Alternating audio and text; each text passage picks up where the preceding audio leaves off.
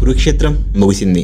కురుక్షేత్రంలో చనిపోయిన వాళ్ళని చూశాక గాంధారి కోపంతో కృష్ణుని శపిస్తుంది. కృష్ణ, నువ్వు కూడా నా వాళ్ళు ఎలా అయితే చనిపోయారో అలాగే మీ యాదవ వంశం మొత్తం అంతరిస్తుంది అని అంటుంది. అలా కొన్ని రోజులు గడిచాక యాదవ వంశంలో ఉన్న ప్రతి ఒక్కరూ చనిపోతారు. చివరిగా బలరాముడు, కృష్ణుడు మాత్రమే మిగులుతారు. యాదవ వంశం మొత్తం అంతరించిపోవడంతో కృష్ణుడు ఇది గాంధారి యొక్క శాపమే అని గ్రహిస్తాడు. దాంతో ఈ విషయాన్ని ఎలా అయినా బలరాముడికి తెలియజేయాలని బలరాముడిని వెతుక్కుంటూ వెళ్తాడు. అలా వెళ్తుండగా బలరాముడు నీటి ఒడ్డున కూర్చొని ధ్యానం చేస్తూ కనిపిస్తాడు. అది చూసిన కృష్ణుడు, బలరామ, నేను నీతో ధ్యానం చేసుకుంటాను అంటాడు. కానీ బలరాముడి దగ్గర నుంచి ఏ సమాధానం రాదు. దాంతో కృష్ణుడు కొంచెం ముందుకు వెళ్ళి చూస్తాడు. అప్పుడే బలరాముడు శరీరం నుంచి ఒక నాగశేషు రూపంలో బలరాముడి ఆత్మ బయటికి వెళ్ళడం కనిపిస్తుంది.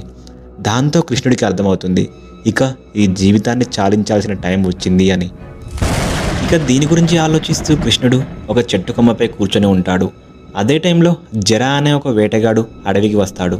జర కొద్దిగా ముందుకు వెళ్ళి చూశాక అతనికి చెట్టు పక్కన ఒక జింకల కృష్ణుడి కాలు కనిపిస్తుంది. జింక అనుకొని జర కృష్ణుడి కాలుపై బాణాన్ని వదులుతాడు. దాంతో కృష్ణుడి కాలికి ఆ బాణం గుచ్చుకుంటుంది. వెంటనే జర పరిగెడుతూ తన వేట దగ్గరికి వెళ్తాడు.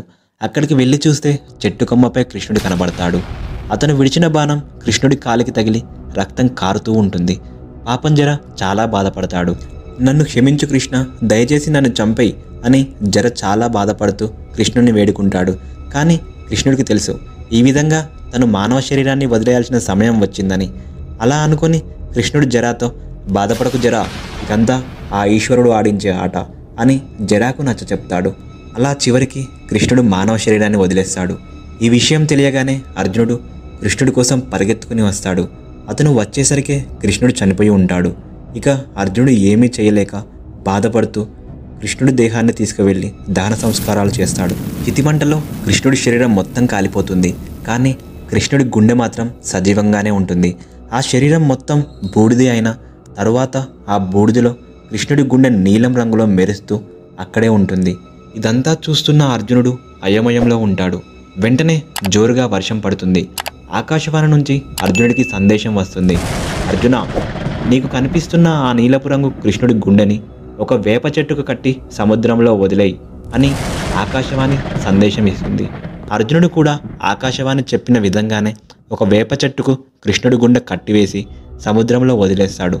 అలా ఆ వేప చెక్క సముద్రంలో కొట్టుకు వస్తూ వస్తూ చివరికి పూరికి చేరుకుంటుంది. అదే టైంలో కృష్ణుడిపై బాణం వేశాడు అని చెప్పుకుంటున్న జర కూడా చనిపోతాడు. అతను చనిపోయిన కొన్ని సంవత్సరాల తరువాత మరలా ఒక ఆటవికుల జాతిలో పూరికి దగ్గరలో భీష్మబసు అనే పేరుతో జన్మిస్తాడు. అయితే కొన్ని రోజుల తరువాత భీష్మబసు ఒక వేటకు వెళ్తాడు. అయితే అక్కడ ఒక నీటి ప్రవాహంలో వేప కొమ్మకు కృష్ణుడి గుండె కనిపిస్తుంది. అది చూడడానికి నీలపు రంగులో ఒక వజ్రంలా మెరుస్తూ కనిపిస్తుంది. అది చూడగానే ఇది చాలా విలువైనదిలా ఉందని అతడు ఎవ్వరికీ చెప్పకుండా అది తీసుకువెళ్ళి ఒక దగ్గర దాస్తాడు. కొన్ని రోజులకి అతడు అతని గ్రామంలో ఆ గుండెను ఒక దగ్గర పెట్టి పూజిస్తూ ఉంటాడు. అలా ఆ ఊరంతా ఆ గుండెను పూజిస్తూ ఉంటారు. దాంతో ఈ విషయం ఆ నోట ఈ నోట రాజు వరకు చేరుతుంది. ఆయనే మహారాజు ఇంద్రద్యుమ్న. అయితే విశ్వాబసు ఈ రాయి గురించి అందరికీ తెలవడంతో అతను కొంచెం కంగారు పడతాడు. ఎవరైనా అతని దగ్గర నుంచి ఈ రాయిని తీసుకుంటారు అని ఆ రాయిని ఆ గ్రామంలో ఒక కొండలో దాచిపెడతాడు. దాంతో ఈ రాయి గురించి తెలుసుకోవాలని మహారాజు యొక్క కోరిక ఇంకా బలపడుతుంది. ఎలా అయినా తెలుసుకోవాలని చెప్పి రాజు అతని దగ్గర పనిచేసే విద్యాపతి అనే వ్యక్తిని పంపిస్తాడు. అయితే అతను విశ్వబసుతో ఉంటూ ఆ రాయి గురించి తెలుసుకోవాలి అనుకుంటాడు. ఆ ప్రాసెస్లోనే విద్యాపతి కూతురు విశ్వబసు ఇద్దరూ ప్రేమించుకుంటారు. వాళ్ళ ప్రేమ విషయం విద్యాపతికి కూడా తెలుస్తుంది. కానీ విద్యాపతి వాళ్ళ ప్రేమకి ఏమీ అడ్డు చెప్పడు. అలా చివరికి వాళ్ళిద్దరూ పెళ్లి జరుగుతుంది. ఆ తరువాత విద్యాపతి తన కూతురితో భీష్మబసుని ఆ రాయి గురించి అడిగిస్తాడు. చివరికి ఒకరోజు భీష్మబసు కూడా విద్యాపతికి ఆ రాయిని చూపిద్దామనుకుంటాడు. కానీ భీష్మబసు విద్యాపతికి కొన్ని కండిషన్లు పెడతాడు. అలా అయితేనే ఆ రాయిని నేను చూపిస్తాను అంటాడు. అయితే ఆ కండిషన్లు ఏంటంటే ఆ రాయిని చూడాలి అంటే విద్యాపతి కళ్ళకు గంతలు కట్టుకోవాలి అని, మరలా ఆ గంతలు నేను ఎప్పుడైతే విప్పమంటానో అప్పుడే విప్పాలి, ఎక్కడైనా మధ్యలో విప్పితే అక్కడి నుంచే వెనక్కి తీసుకువస్తానని అంటాడు. దాంతో విద్యాపతి అతన్ని తీసుకువెళ్లే దారి పొడుగుతున్న విత్తనాలు చల్లుకుంటూ వెళ్తాడు. చివరికి విద్యాపతికి మెరుస్తూ ఉన్న కృష్ణుడి గుండె చూపిస్తాడు. గుండెను చూసిన విద్యాపతి చాలా సంతోషిస్తాడు. ఆ తర్వాత మరలా కళ్ళకు గంతులు కట్టుకొని అక్కడి నుంచి తిరిగి వస్తారు. ఈ విషయం వెంటనే విద్యాపతి వెళ్ళి రాజుకు చెప్తాడు. రాజు ఎలా అయినా ఆ రాయిని చూడాలని అతని దగ్గర ఉన్న సంపదంతా ప్రజలకు పంచి ఆ రాయిని చూడడం కోసం బయలుదేరుతాడు. అలా కొన్ని రోజులు గడిచాక విద్యాపతి అతను జల్లిన విత్తనాలు మొలకెత్తే ఉంటాయి, ఆ విత్తనాలు దారి చూపిస్తాయని ఆ మొక్కల కోసం వెతుకుతూ ఉంటాడు. అయితే అతను చల్లిన విత్తనాలు ఏవి దారిలో మొలకెత్తవు. దాంతో విద్యాపతి మరలా భీష్మబసుని ఒకసారి రాజుగారికి చూపించమని బ్రతిలాడుకుంటాడు. రాజే వచ్చి అడిగేసరికి భీష్మబసు కూడా ఆ రాయిని చూపిద్దామనుకుంటాడు. ఇక వారందరూ రాయి ఉన్న ప్లేస్కి వెళ్తారు. కానీ అక్కడికి వెళ్ళి చూస్తే అక్కడ రాయి ఉండదు. దాంతో రాజు అసహనం చెందుతాడు. ఎలా అయినా రాయిని చూడాలని అక్కడే కూర్చొని నిద్రాహారాలు మాని బాధపడుతూ ఉంటాడు. రోజులు గడుస్తూ ఉన్నాయి.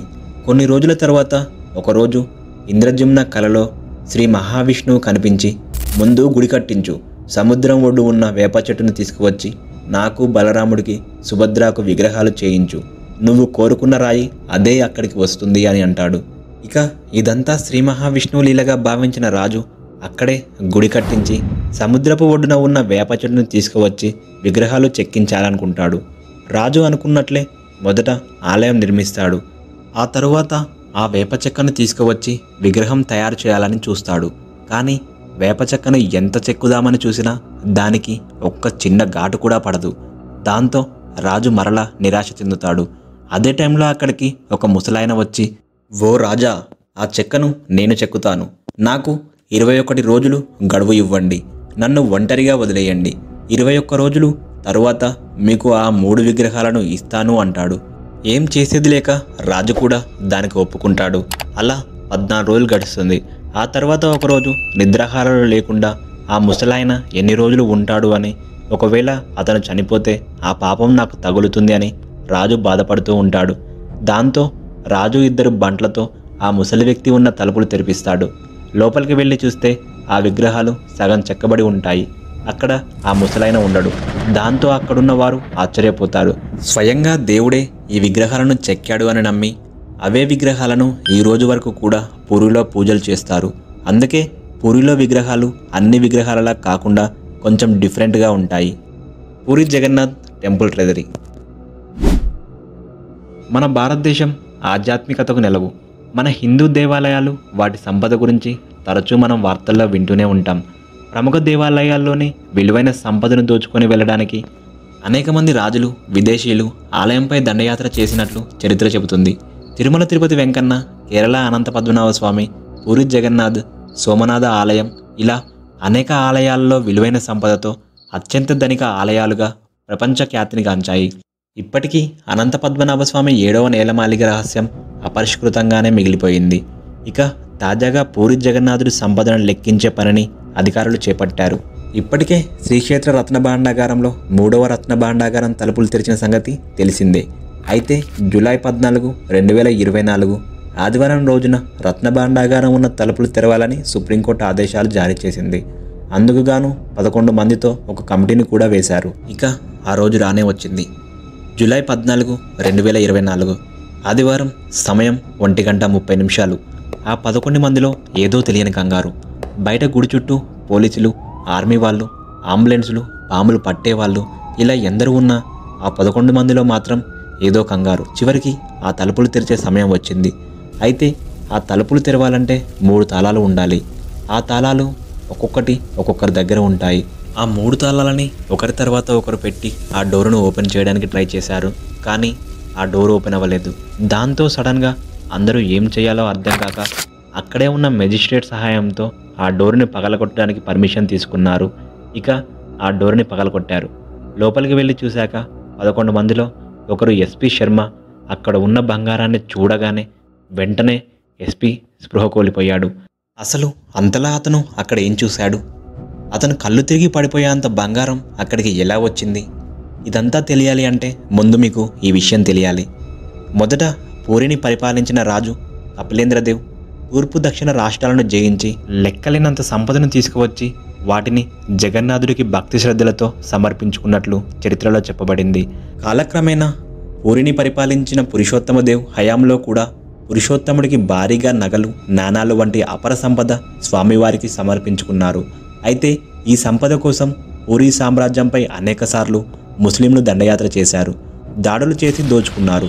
ఈ ముస్లిం దాడుల నుంచి స్వామివారి సంపదను రక్షించేందుకు జగన్నాథుడి సంపద ముస్లిం రాజులు దోచుకోకుండా అప్పుడు ఉన్న రాజులు తగిన చర్యలు కూడా తీసుకున్నారు. స్వామి క్షేత్రంలో రహస్య గదులు నిర్మించి ఆ గదులలో జగన్నాథుడికి రాజులు, భక్తులు ఇచ్చిన అపర సంపదను దాచిపెట్టారు. మన దేశాన్ని బ్రిటిష్ వాళ్ళు పాలించే సమయంలో ఆ అపర సంపదపై బ్రిటిష్ వారి కన్ను పడింది. దీంతో రహస్య గదిలో సంపద ఉందని ఆధారాల ద్వారా 1902లో ఒక వ్యక్తిని స్వరంగ మార్గం ద్వారా రహస్య గదిలోకి పంపారు. అయితే ఆ వ్యక్తి ఆచూకీ మళ్ళీ బ్రిటిష్ పాలకులకి లభించలేదు. దీంతో తమ ప్రయత్నాలు విరమించుకున్నారు. రహస్య గదిలో దాచిన బంగారంతో పాటు స్వామివారిని రోజు అలంకరించడానికి కొంత బంగారాన్ని ఒక గదిలో ఉంచారు. దాన్నే ఇప్పుడు మనం రత్న భాండాగారం ఉన్న గది అంటున్నాం. అయితే 1926లో ఆ భాండాగారంలోని సంపదను లెక్కించారు. కానీ ఆ సంపదను ఎన్ని రోజులు లెక్కించినా లెక్కలు పూర్తి కాలేదు. దాంతో ఆ సంపదను అలానే వదిలేసి ఆ భాండాగారానికి లాకువేశారు. ఆ తర్వాత మరలా 52 ఏళ్లకి అంటే 1978లో స్వతంత్రం వచ్చిన తరువాత ఒరిస్సా గవర్నర్ భగవత్ శర్మ ఈ భాండాగారాన్ని తెరిచారు. అలా కొంతమందిని పెట్టి ఆ భాండాగారం సంపదను లెక్కించడం మొదలుపెట్టారు. ఎన్ని రోజులు లెక్కించినా ఆ భాండాగార సంపదను లెక్క కట్టలేకపోతున్నారు. అలా రోజులు, వారాలు గడుస్తున్నాయి. ఇక చేసేదేమీ లేక మధ్యలోనే వదిలేసి ఆ భాండాగారం గదిని క్లోజ్ చేశారు. అప్పట్లో వాళ్ళు ఊహించిన దాని ప్రకారం ఆ భాండాగారం యొక్క విలువ 1,00,000 కోట్ల పైనే ఉంటుందట.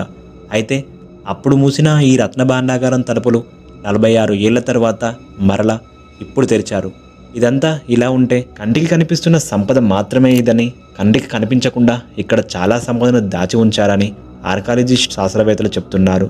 రత్న భాండాగారం దిగువన రహస్య గది ఉందని, ఆ గదిలో అంతులేని విలువైన సంపద దాచినట్లు కొందరు చరిత్రకారులు చెప్తున్నారు. ఆ రహస్య గదిలోకి వెళ్ళడానికి ఒక స్వరంగ మార్గం కూడా ఉండి ఉంటుందని అంటున్నారు. ఎన్నికల హామీలో ఇచ్చినట్లు రత్న భాండాగారం తెరిచి సంపద లెక్కింపు చేపట్టిన నేపథ్యంలో బీజేపీ ప్రభుత్వం ఈ రహస్య గదిని గుర్తించే విధంగా కూడా ప్రయత్నాలు చేపడుతుంది. స్వామివారికి చెందిన ఈ అపార సంపదను భద్రపరచడానికి పూరీ క్షేత్రంలోని రత్న భాండాగారం దిగువన ఒక స్వరంగ మార్గాన్ని ఏర్పరిచి ఆ రహస్య గదిని నిర్మించారని, ఆ రహస్య గదిలో 34 కిరీటాలు, రత్నాలు పొదిగిన స్వర్ణ సింహాలు, మహాలక్ష్మీదేవికి సంబంధించిన వడ్డానాలు, సుభద్రాదేవి ఆభరణాలు, దేవతల పసడి విగ్రహాలు ఉన్నాయని ఒక పాత పుస్తకం ఆధారంగా చెప్తున్నారు. అయితే ఈ రహస్య గదులు ఎక్కడున్నాయో మాత్రం ఇంకా అంతు చిక్కలేదు.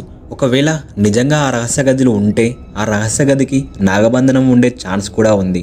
ఇదే విధంగా కేరళలో అనంత పద్మనాభ స్వామి ఆలయంలో కూడా వెలకట్టలేని సంపద ఉంది. 7వ గదిలో పూరి జగన్నాథుడి ఆలయంలోని సంపద కన్నా 100 రెట్ల సంపద ఎక్కువగా ఉంది. కానీ నాగబంధంతో ఆ ద్వారాలను మూసివేశారు. ఎంతమంది ట్రై చేసినా ఆ ద్వారాలు తెరవలేకపోయారు. అనంత పద్మనాభ స్వామి ఆలయంలో 7వ గది రహస్యాల గురించి తెలుసుకోవాలి అంటే ఈ వీడియోని క్లిక్ చేసి చూడండి. జై శ్రీకృష్ణ. ఫ్రెండ్స్, ఇప్పటివరకు మన ఛానల్ని సబ్స్క్రైబ్ చేసుకోకపోతే సబ్స్క్రైబ్ చేసుకోండి. ఈ వీడియో మీకు ఎలా అనిపించిందో కామెంట్ సెక్షన్లో తెలియజేసి వీడియోని ఒక లైక్ చేసి మీ ఫ్రెండ్స్ అండ్ ఫ్యామిలీకి షేర్ చేయండి. Thank you.